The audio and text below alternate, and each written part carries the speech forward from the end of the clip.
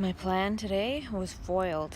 I was going to go to the family constellation meetup group, which is a 7-hour meetup, and I left a little bit too late. I was thinking it would only take an hour to get there, but it was more like an hour and a half, and then I got stuck in even more traffic, and then I finally parked in the same place I did last time, and it wasn't $7.25, it was $23, exact same parking space and place. So I started walking towards the meetup, even though I was already over half an hour late. And that parking space is about half an hour walk from the place. And I parked there because I thought it was going to be $7.25. And the traffic was so bad, I couldn't go anywhere else after I parked. And then the street was being paved, and I couldn't even cross the street going straight up or to go over left. It diverted me right, and I'm like, okay, I'm going to be past the hour. And last time she talked for the first hour, and then once she starts the first constellation, it'd be pretty rude to show up, and the constellation can go on for like an hour or maybe even 2, so I didn't want to stand and wait for that long outside the door. So I was like, screw it. And luckily I grabbed my rollerblades on my way out the door, and I just ditched the event. I sat and just chilled for a while outside for like an hour or so, and then went back to my car, grabbed my skates, and just went to my favorite place to skate. And I've already skated 23 miles. And when I started, I was like, oh my gosh, I'm tired. I don't know if I can even do this. And I've skated 23 miles this is my second break. I took a first break pretty quick into it, and then I just skated for miles and miles and miles. And now I'm taking a second break, and I'm thinking I probably shouldn't do another lap.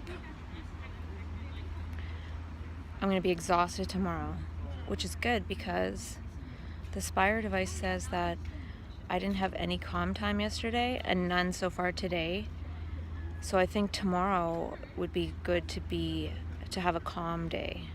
And I'm going to want to be calm because I'm going to be freaking tired. I was supposed to hike to that lake at the top of that mountain with a friend, but the friend decided to do something else that's more fun for her, which is fine. So that works for me for what I've done today, because I'm going to be too tired to hike, I think. So it works out. And I can't remember what else. Been having a few insights into things, and just sort of making my life pie more about being physically active in myself instead of lost in past stories that are related to the people I'm spending more time around. Indirectly, not directly, but in the energy field. So it feels good to be out in the energy field of nature and one of my favorite places in the world. Sometimes I feel, I've asked this question to myself several times about, is it more powerful to put all one's energy and resources and attention into being oneself and taking care of oneself, not trying to help anyone or fix anyone, but by being oneself completely, that ripples out subconsciously, epigenetically, subtly, and has some kind of effect without even trying to have an effect, without trying. Or like spend time writing a book and trying to help somebody by virtue of words. I'm just wondering if there's any such thing, like if all the psychological stuff is an illusion, if it's a story, then why even bother to explore it? And I don't know if that's true. I think that one can come to that truth eventually. I don't think it's entirely true for me at this point.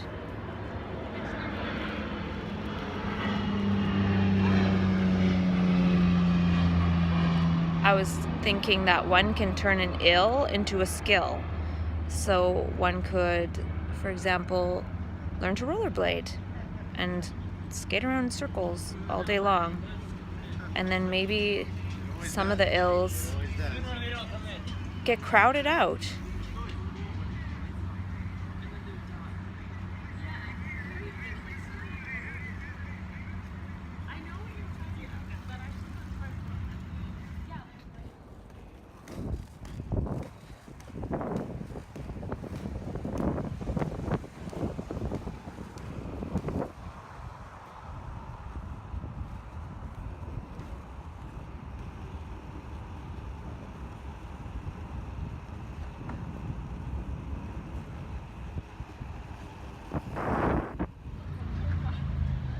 just finished 30 miles on skates, which is 48 kilometers.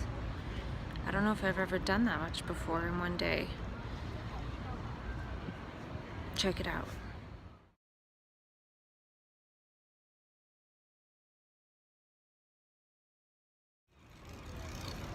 So I think I was talking about whether it's more inspiring to be talking about one's battle with this invisible inner movement on the inside, or whether one can be at one with the outer movement that's visible on the outside and flow with that.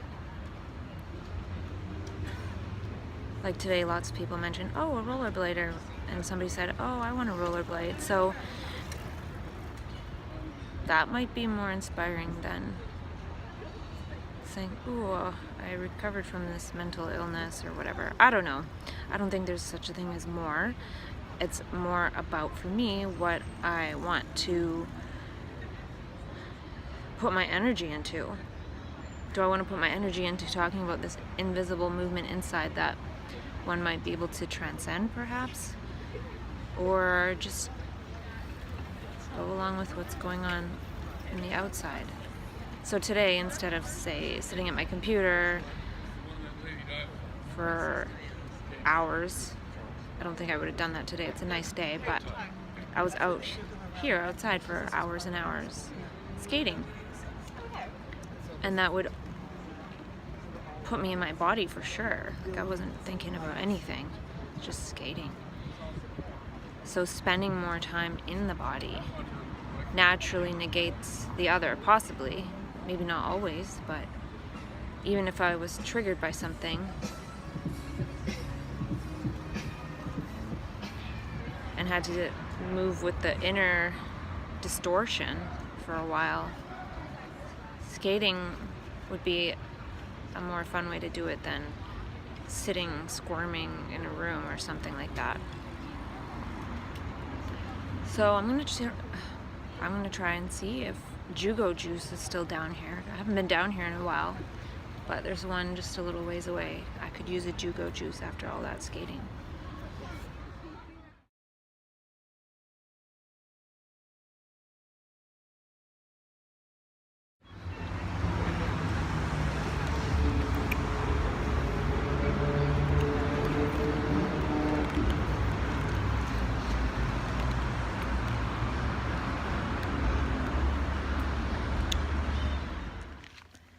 I was thinking that this earthing shoe attachment that connects energetically to the earth is sort of like the equivalent of what those beings do in Avatar, the movie. How they can like connect to the earth to tune into its intelligence and share information. And I was laying on the ground in the sun with a blanket, and then it occurred to me to not have my head on the blanket portion, but put my head on the grass. And then some people came, big family, to have a picnic, so I decided to move because it wasn't really, they were being loud. There's kids. So I'm walking now, but I might do that, like put different sides of my head directly on the earth to see if it transfers some energy with that physical connection, because it's one thing to have myself connected via the foot, could be another thing to connect directly with my head, since that is part of the body that needs some healing, and maybe my heart too. Let the energy of the earth heal. And then it came to mind about how people often bow or crouch down and bow as sort of a religious gesture of some kind. And I'm not familiar with religious gestures at all. But the process of putting one's forehead on the ground, there could be something to that, in addition to whatever people do that for in terms of their practice or system of faith. There could be also directly connecting the forehead to the earth And people often reach up and like take the sun rays like this and then bow down, touch the forehead to the earth. It's like taking the sun rays, and the entire map of the hand correlates to the brain somehow, and then taking them and then bringing it down to the earth. So being a channel to bring some of that energy from the sun, channeled in a biofeedback type way through the human body, nervous system, brain, and gesturetically through that movement and intention, and then put it on the earth. I don't know if there's anything to that, but came to mind. Quite a few things are coming to mind. Things weren't coming to mind when I was in that sort of stressed out state of the past, but it seems to have passed. And again, it's so strange to feel that happen, and this big unfolding of all this pain and drama inside, and not having any control, but having to go through it, and then even once through it, and to this point where one feels like one has one's own free will, still realizing that one doesn't. But reconnecting with the felt sense of that, even though it's not really that true. I'm not sure what is true. Oh, people on horses. Hey guy. Hoot hoot. Do you want to hear the love tuner?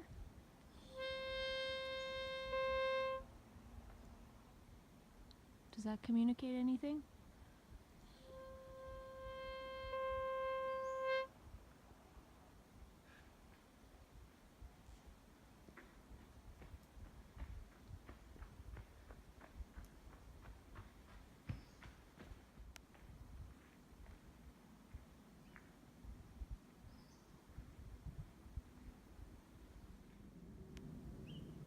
Wise old owl.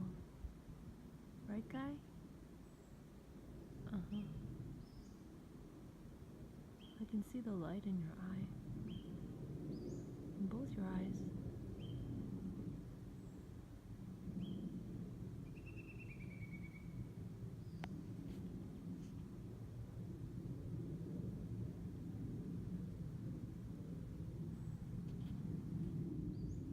Well, have a good day.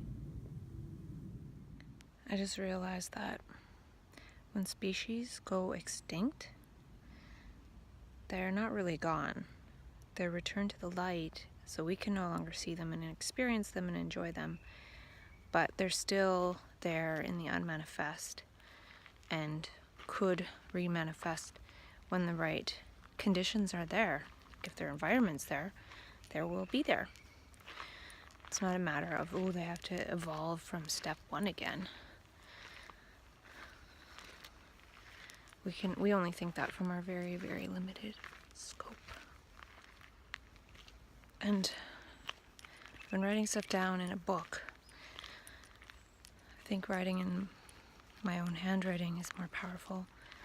I wrote down some insights that I think I'll get to talking about eventually.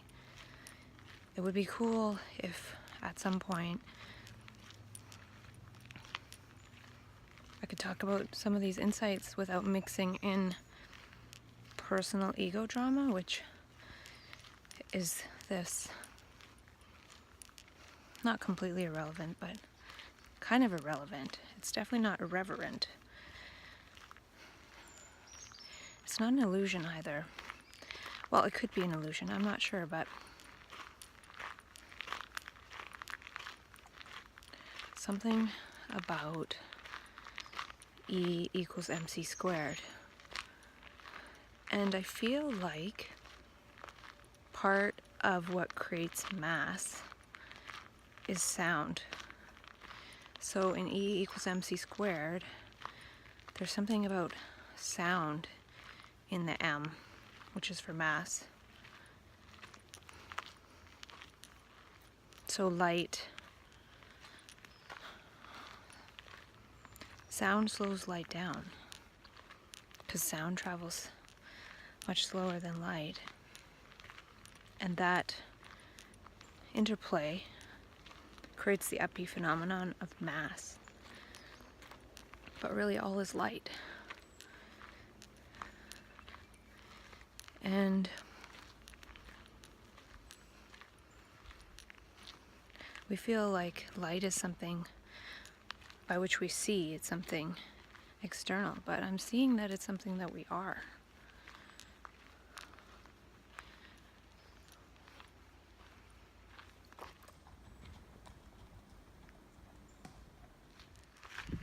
The other night I watched a movie called Mind Gamers, and it's from 2017, and it was produced by Universal.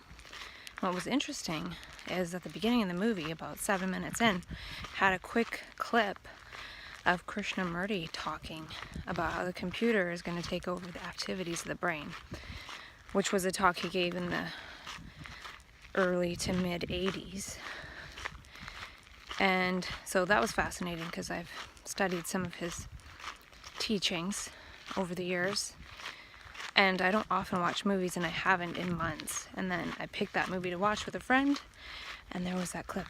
So that was really cool.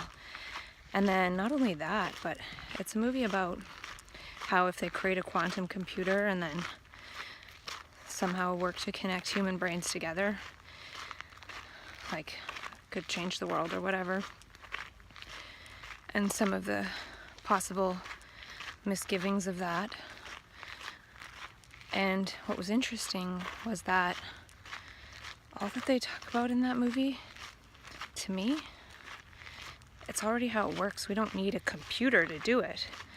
This whole universe is this giant, intelligent quantum computer.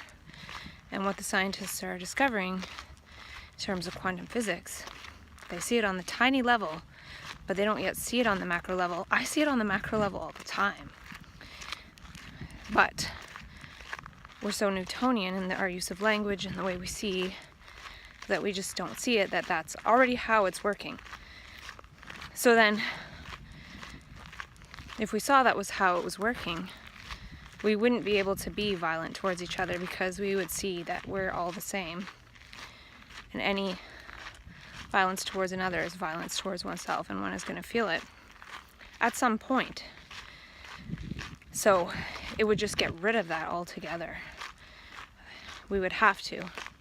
But the thing too is when people start to see it, it starts to drive them a bit nuts, because one can go into a space where one feels responsible for all of this, feel like one can save all of this.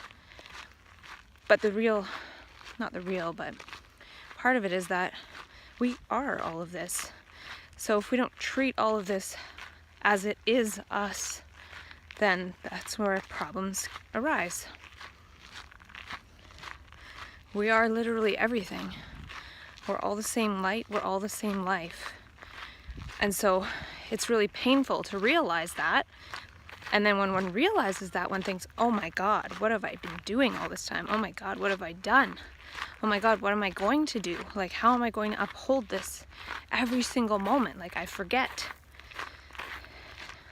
And other beings that I meet help me forget. They meet me with something that I can't transmute. I can't be with it and remain with it and negate any movement of thought or consciousness as we know it in order for compassion and love and beauty to arise.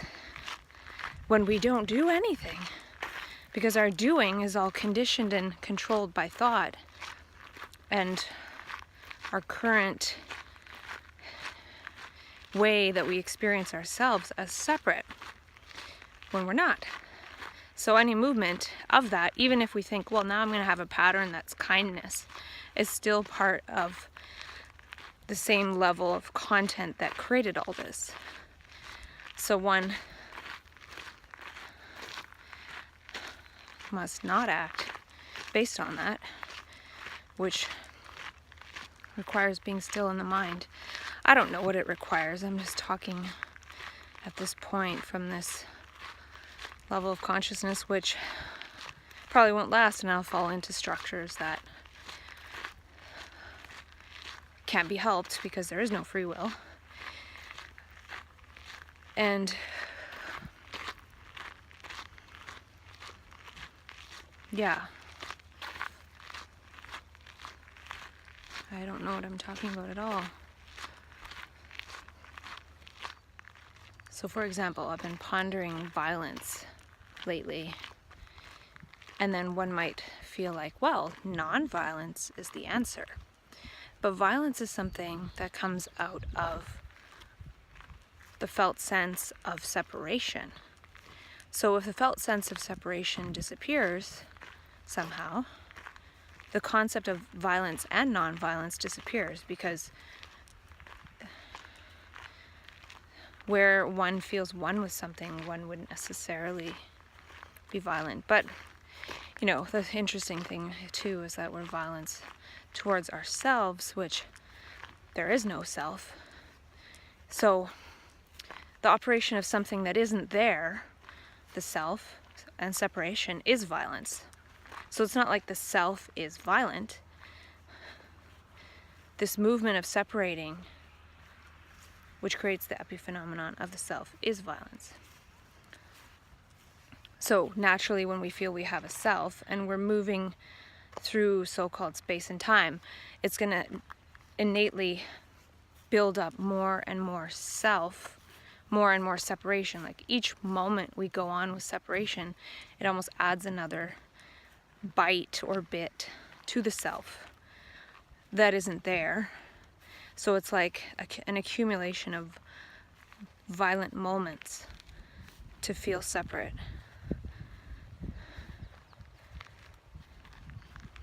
So it can be scary to let go of that, because then what does one do with that huge pile of violence that has accumulated in our bodily tissues, which is part of what creates this feeling of dense matter.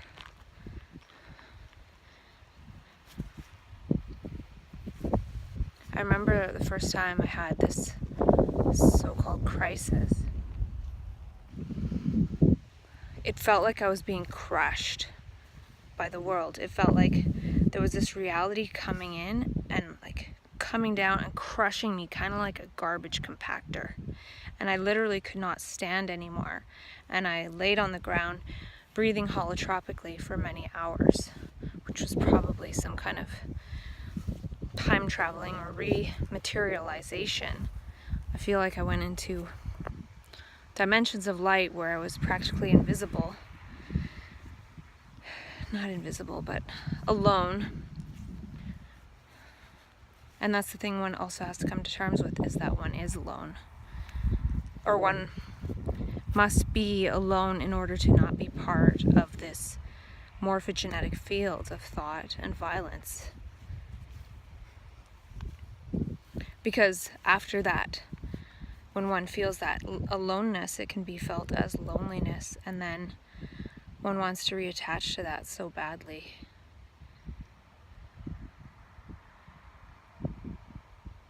But when I recently saw how violent words literally shrivels the brain up, and the brain tumbles down through higher vibrations to lower and lower vibrations until it's literally not even functioning, I can see how playing into that, or wanting to reattach to that, or attachment to that movement is death. And I've felt death many times in the last 7 years. This dying of higher vibrations back down into lower states of consciousness and ego.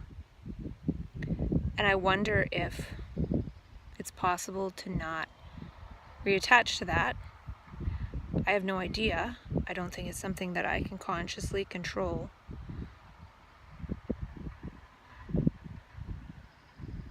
But I think seeing clearly certain things helps the brain see the danger in that which it might have previously sought comfort from. Oh yeah, Mr. Wasp, I don't really want you to bite me.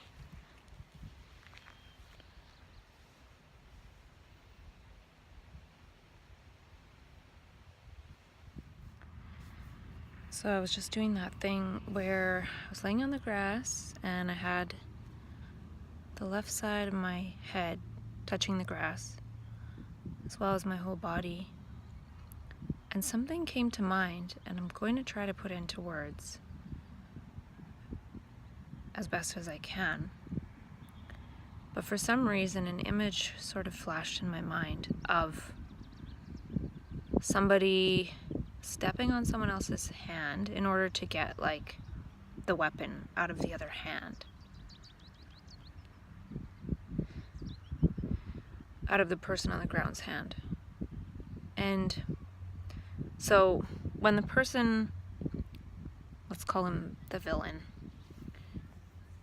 and the one on the ground is the hero, when the villain steps on the hero's hand in order to get the weapon away from him, like he basically immobilized him and the guy's laying on the ground with the weapon but he can't move. So then the villain comes and steps on the guy's hand in order to take the weapon away. And when that happens, the hero winces, like, ah, oh. And the villain is looking right in the hero's face when he winces like that. And this is the important part. When the villain is able to do that and look at the hero and have this movement in the mind that allows the villain to feel separate from the hero, in that he's inflicting pain on the hero because he sees the hero as someone separate, whereas if he felt one with this hero, he wouldn't want to step on the hero's hand because that would also hurt him, the villain. But the thing is that we don't realize is that when we see somebody's hand get stepped on and that person winces, like, ah, we do feel that pain. Because the brain doesn't know the difference between what it imagines or sees and itself. Like, if we have mental images going on inside, it feels that as reality. It doesn't feel that as something, as an abstraction. So what I'm trying to say is, when the villain steps on the hero's hand, the villain's brain does feel the pain. But the villain, in that he's playing this role, this drama, this power position of a villain versus this hero, the power of his mind is that he can feel himself as separate and thus detach himself and thus enact that violent act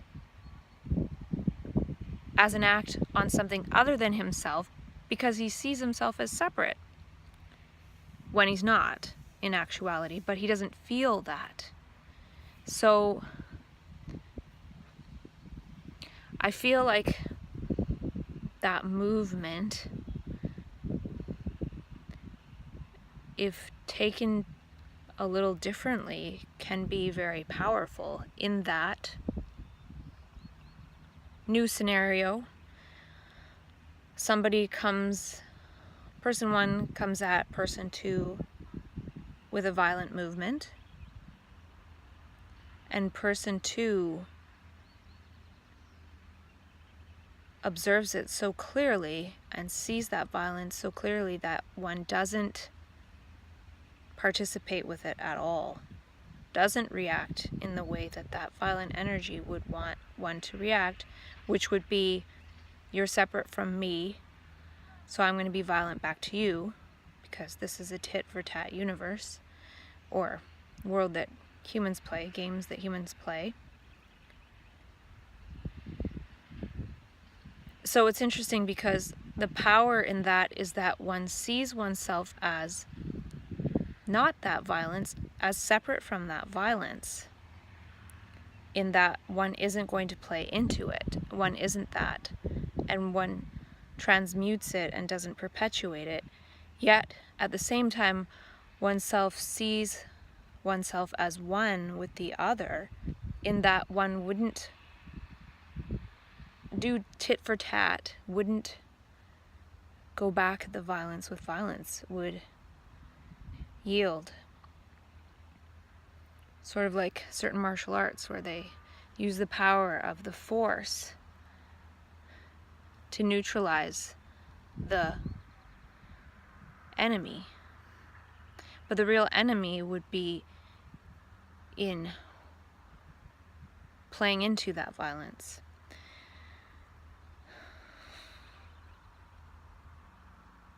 So there's that scenario where the villain feels powerful because he can do violence to another and have this energy of a separate self that feels more powerful than the laws of the brain. So the brain sees clearly what's happening, but there's this movement of thought and ego and sound energy and games that have been going on for eons that thinks it's smarter than the brain.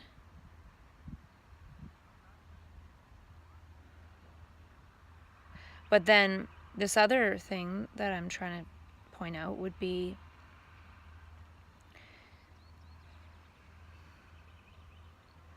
not having that movement of violence go back at the violence that seems to be coming at oneself. And allowing the brain to see it so clearly, the brain cells themselves to see it so clearly that there's no movement of thought, violence. And so it seems like kind of a similar power to the whole villain and hero scenario.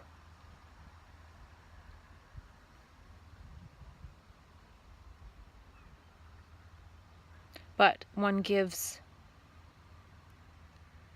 the power back to the brain cells in that one realizes the brain cells see very, very, very clearly what's going on and refuse to participate with that.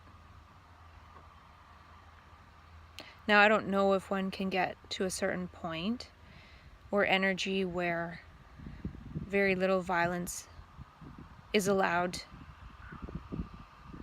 close enough that one would need to stare it directly in the face like that. I don't know. I don't know how that works at all. This is all really new. It's always new. So I feel like two bodies in space, violence against violence versus perhaps violence coming at another being who sees clearly, has no movement of thought. And that's why one can see clearly. So I'm not sure if at some point the concept of violence would disappear, and even if another human being was coming at the one who can see clearly with so-called violence, perhaps even the concept of violence would disappear, in that the naming of, oh, I see that as violence, that could possibly disappear too. Because that's still labeling it and recognizing it. And violence is something of the past, but it's not something that necessarily needs to perpetuate or enter the now. Violence is not something that is now. If we were in the now, we wouldn't be violent. So maybe the now acts on violence, because when one doesn't have a mental movement in the mind to play into and continue that movement of violence. One has the whole universe, the whole energy of the quantum computer of the cosmos to choose what to do with that. And it doesn't even necessarily mean it will be something in this apparent moment now.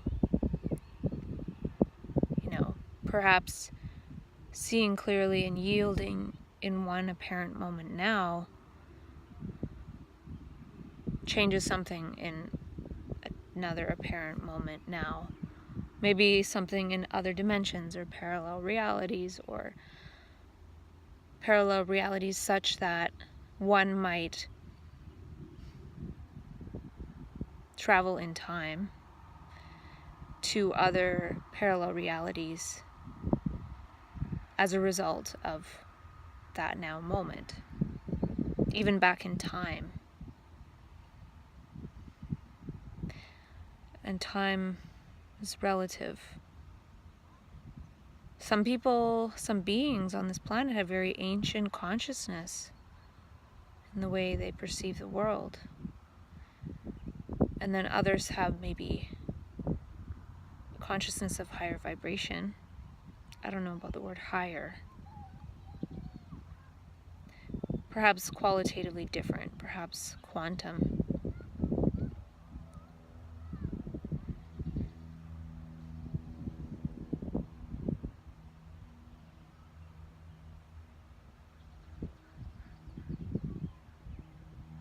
And that was one of the points in the movie Mind Gamers was, is this for everyone or is this for some kind of certain people or certain individuals? And their point, or the point in the end or throughout, was it's for everyone to be shared with everyone. And then the movie was kind of about, well, if one tries to keep it to certain beings, this is what happens. Keeping it with certain beings is an act of violence, but it's also, there's no such thing as certain beings. So that whole question could be a wrong question, in that one assumes that one can put up some kind of invisible barrier from which other beings will be kept from it. And it also presupposes there are other beings. There are other physical human beings for sure, but it's all one consciousness. So it's not like if I, EYE, fundamentally have a change in consciousness that I can decide who gets that and who doesn't. I don't think so. So worrying about that is pointless. It has no foundation. And that's the thing I feel that has shifted lately, and I don't know if it's a permanent shift. There's no such thing as permanent. Shifting is more fundamental than permanency. But that's the thing that or the process I should say, there's no things, that I've had a sense of, is that this whole process of going, flowing in different states of consciousness and having this fear reaction, since that night where there was no fear accompanied with the heartbeat, that was like a moment of time travel of some sort. And not time as in sequential time, but different dimensions of consciousness. But anyway, it switched from kind of fear to fascination. It's really, really, really fascinating. The all-seeing and the all-knowing decides. And I don't mean in terms of some kind of God. The light decides. And the decision isn't something, some entity deciding, but It's a movement. It moves things. It processes, changes the movement of energy and information flow.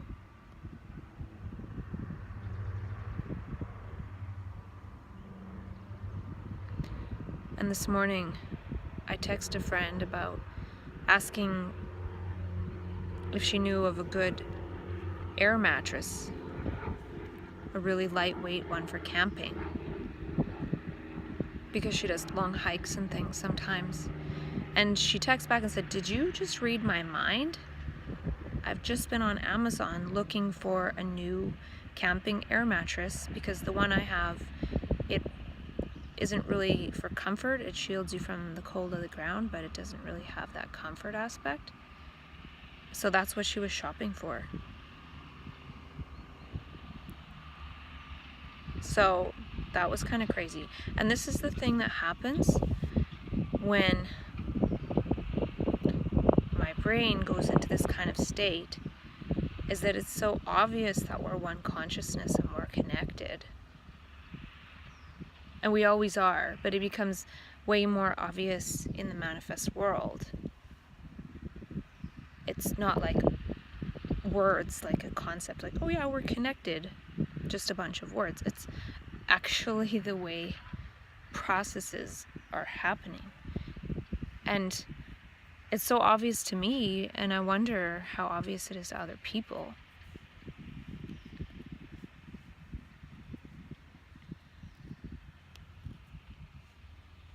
But at the same time, I need to realize that people don't see it that way. And even people who might say it's that way don't necessarily see it that way in terms of how manifest reality works.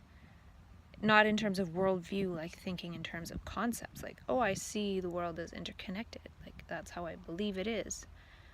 But seeing so many obvious unfoldments that one might call synchronistic, that make it so obvious that that's the way it works. And I've heard before in certain movements of spirituality and stuff, them saying, well, what you hold in mind is then what manifests, or what have you. I think it's not exactly that, because there is no you there to hold anything in mind. There is no holder. So when one gets rid of the holder, what comes to mind is the quantum reality, the reality that's beyond thought and mentalizations.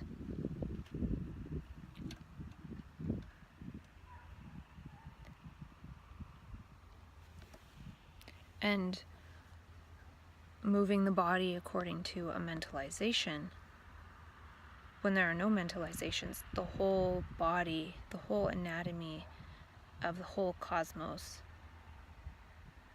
moves according to itself. And we're a part of that. We're in it. We're integral to it. And we must be for that movement to be in terms of human experience.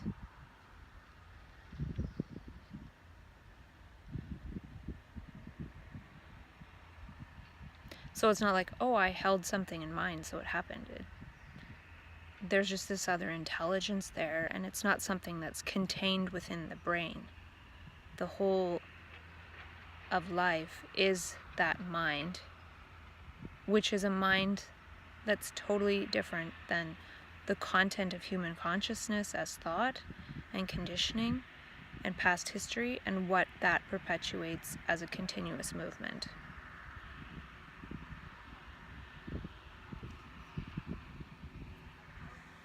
So it's weird to operate in a way.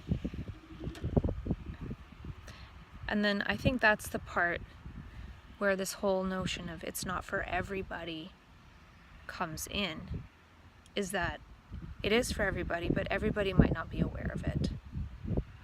And I need to realize that, because, you know, a friend could say, wow, you just said that and I was just shopping for that. That's weird. And I might be aware of how there's no division there.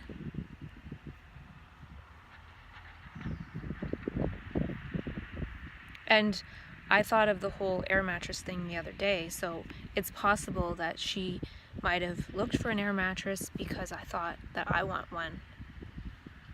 And I actually wrote it down to ask her before I asked. So I had it in mind before, and that, you know, could have sent through the field where she thought, well, I need a new mattress, and so do I. So one might think that's the law of attraction, but there's a different intelligence that's not about holding thoughts in mind. The holder is the held, and it's still thought. But intelligence can use thought, for sure. Blah, blah, blah, blah, blah. So even this non-movement of insight that seems to be happening,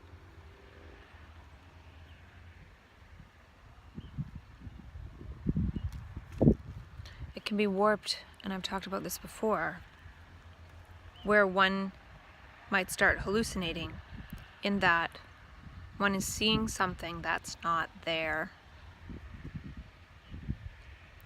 So in the state of insight, one sees an insight.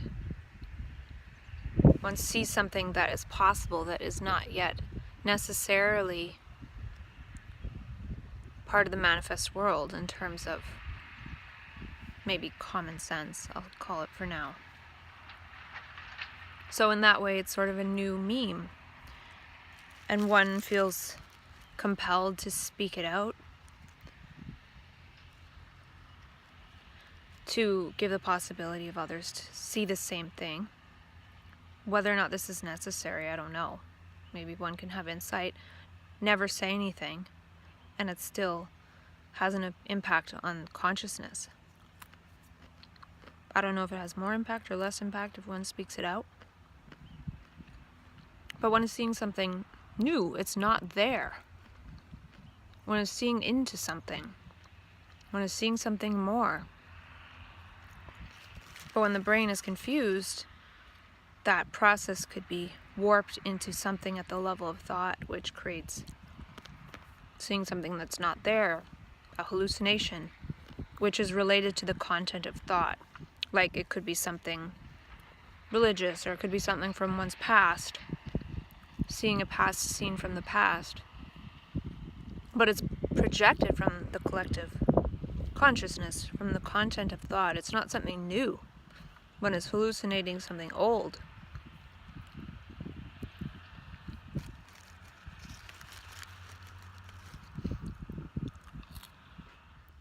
Light is quantum, and we are that light.